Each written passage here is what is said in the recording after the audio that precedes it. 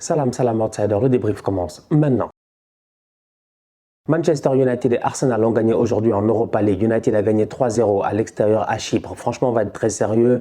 En toute honnêteté, Cristiano Ronaldo était sur le terrain. La première question à se poser, c'est de savoir est-ce qu'il a fait un bon match ou pas. C'est les questions qu'on se pose nous tous aujourd'hui. C'est de savoir est-ce que le gars va revenir à un moment donné au top niveau qu'on connaissait. Aujourd'hui, face à cette équipe chypriote-là, il n'a pas fait un mauvais match. On va être honnête, quand c'est la Ligue des Nations, les matchs amicaux, on parle de Luxembourg, de Chypre, etc. C'est là où Ronaldo, il vient, il te claque les buts, les doublés, les triplés sans aucun souci. Aujourd'hui, mentalement parlant, on sait qu'il est atteint. Il n'est pas au top de sa forme. Il joue face à une équipe chypriote qui est prenable. United domine la première mi-temps. United, même, j'ai envie de dire, domine tout le match. United se fait surprendre à un moment donné sur un ballon perdu de Malacia. S'ils sont concentrés, peut-être qu'ils n'encaissent pas ce but du 1-0 là. Donc, du coup, tu as un Manchester United qui a la possession de balle, qui fait tourner, et tu as un Cristiano Ronaldo qui participe dans la construction du jeu. Il est très intéressant, il touche beaucoup de ballons, il est là, je dis bien, à faire circuler, à ouvrir des espaces. Maintenant, le problème, il est simple, c'est que Cristiano Ronaldo, la définition de lui-même en tant que Cristiano Ronaldo, c'est pas l'espace, c'est pas les combinaisons de jeu, c'est les buts. La vérité, elle est là. On parle là du meilleur buteur de l'histoire du football. Donc, à un moment donné, on s'attend à ce qu'il marque. Et aujourd'hui, je le répète et je ne cesse de le répéter, il n'est pas bien. En fait, la vérité, elle est là, il n'est pas bien.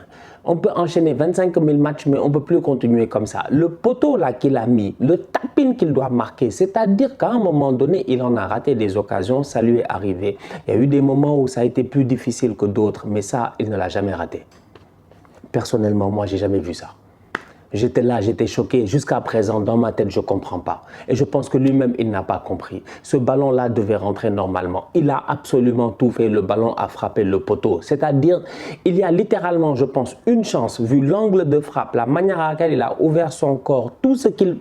C'est-à-dire que les joueurs qui sont là, il y a littéralement, je pense, une chance sur 1000 que ça touche le poteau. Et ça a touché le poteau.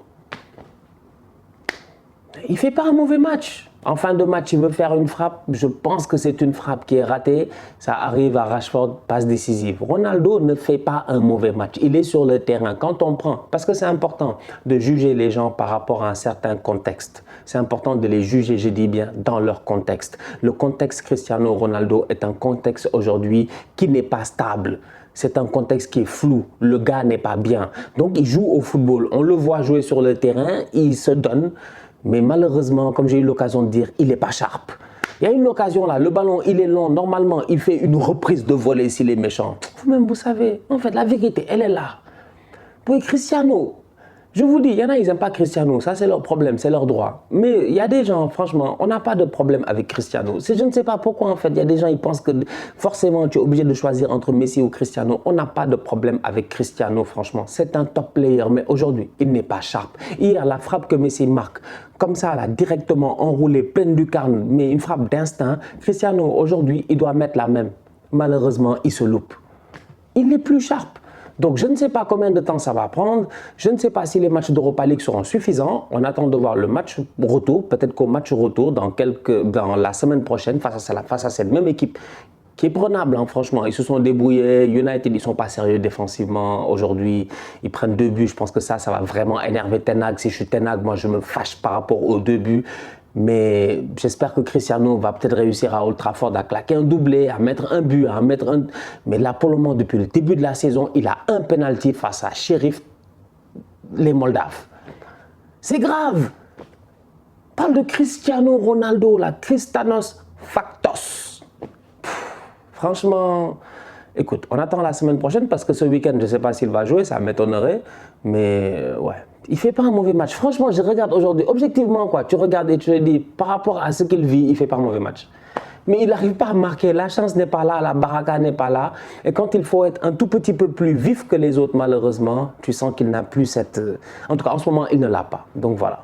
United gagne 3-2, Cristiano fait son match, c'était le point. Cristiano Ronaldo. Pas assez de frappe, pas assez de méchanceté. C'est comme ça que j'ai envie, je dis bien, de décrire la première mi-temps de Manchester United. Beaucoup de tiki-taka autour de la surface de réparation. Beaucoup de jeux à une touche de balle et tout. C'est très intéressant, c'est bien. Ça se voit que les gars commencent à prendre leurs repères sur le terrain avec leurs coéquipiers. C'est bien. Mais à un moment donné, il faut frapper.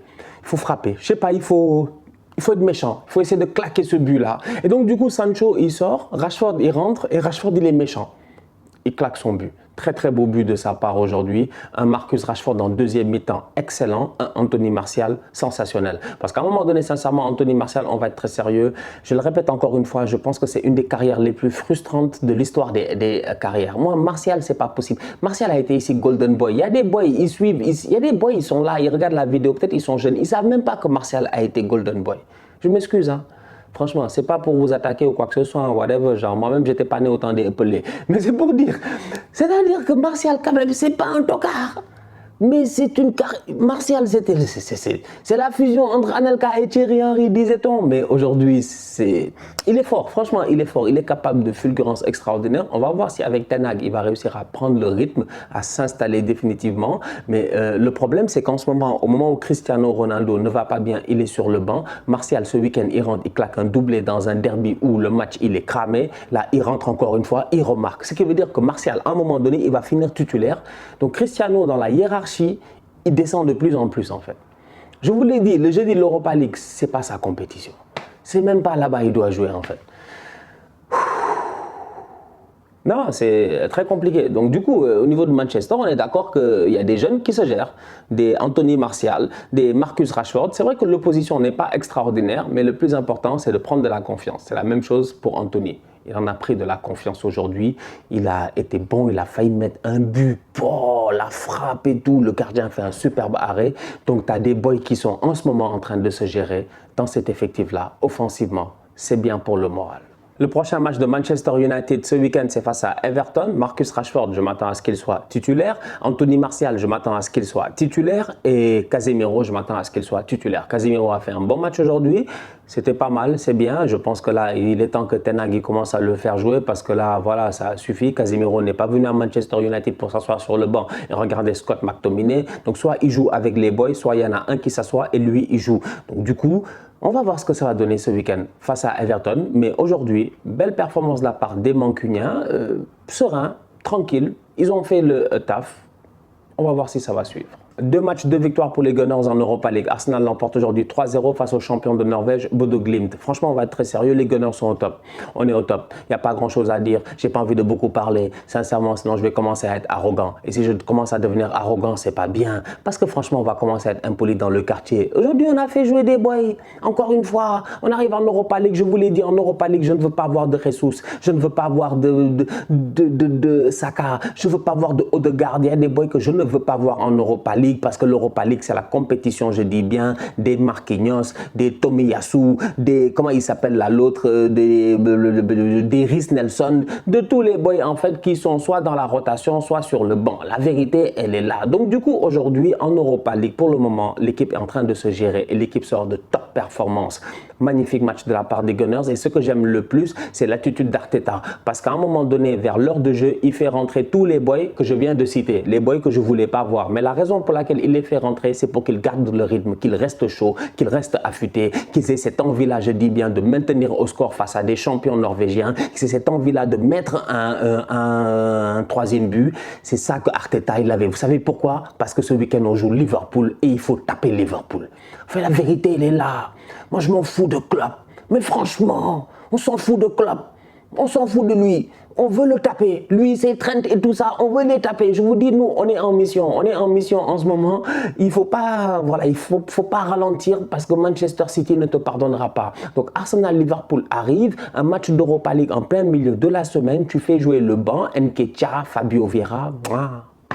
Des top players. Franchement, Nketiah, il ne se gère pas. Il doit mettre un doublé ou un triplé dans ce match-là. Il rate beaucoup d'occasions, cet enfant, mais ça va, il claque au moins un but. Fabio Vieira, il est au top de sa forme. C'est un excellent joueur. Lui, franchement, il est trop fort. En fait, lui, les gars ne l'ont pas encore vu en première ligue. Donc, c'est pour cela que vous n'avez pas encore commencé à parler de lui. Mais quand on va commencer à l'exposer dans les matchs de première ligue, vous allez être choqués. On a un boy, il est plus fort qu'Odegaard. Il est plus fort qu'Odegaard. Fabio Vieira est fort. Hein. Non, on a des top players. Franchement, Jesus, il arrive, il rentre, il dribble 2 joueurs, il laisse le gardien là-bas, il fait des passes décisives. Arsenal, Le recrutement cohérent. En fait, tout a été cohérent. Le boy Marquinhos, quand il est cherché au Brésil, là sur le côté, il est magnifique. Tous les jeudis soirs en Europa League, il va nous faire plaisir. Bref, top performance de la part des Gunners. Victoire 3-0. Prochain match, Liverpool, ça fait du bien, je dis bien, pour la confiance. Et j'ai hâte de voir mon équipe dès ce week-end. Parce que ce week-end, il n'y a pas le temps de rigoler, quoi. Granit Xhaka, il enchaîne les matchs. Il joue 57 minutes aujourd'hui. Il est affûté, il est en forme.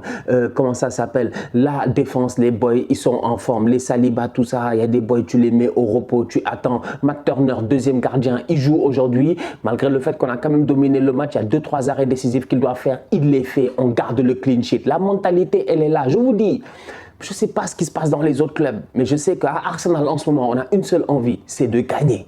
C'est tout, en fait. Il est temps de gagner. Tu ne peux pas rentrer devant le... Tu ne peux pas être là sur l'esplanade, voir la statue de Thierry Henry, voir les statues de tous les légendes, voir les affiches. On te dit c'est les Invincibles, c'était l'une des meilleures équipes, je dis bien, des années 2000. On a dominé, je dis bien, le football anglais à un moment donné pour qu'aujourd'hui, on devienne les tocards de la classe. C'est terminé. Je pense qu'une nouvelle mentalité, une nouvelle ère s'est installée avec Arteta, avec Edu, et avec Vikash, et ça travaille bien. Voilà, ça fait plaisir. Bien joué les Gunners, rendez-vous ce week-end face à Liverpool. La famille, on se capte très bientôt pour un nouveau débrief. D'ici là, on continue à liker, on continue à partager, on s'abonne, on s'abonne, on s'abonne. On est ensemble, on reste en santé, c'est le plus important. Tous outsiders.